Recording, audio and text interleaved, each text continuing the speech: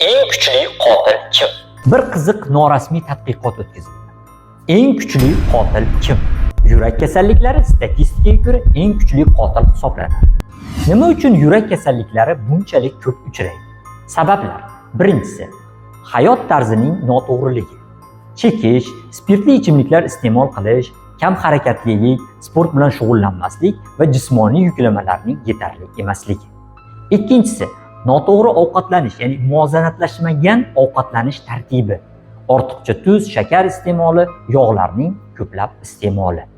Uchinchisi, stresslar, doimiy uyqusizlik va asabiylik. To'rtinchisi, genetika, ya'ni oilada yurak kasalliklarining mavjudligi oilaning boshqa a'zolarida ham buni xavfini oshirib boradi.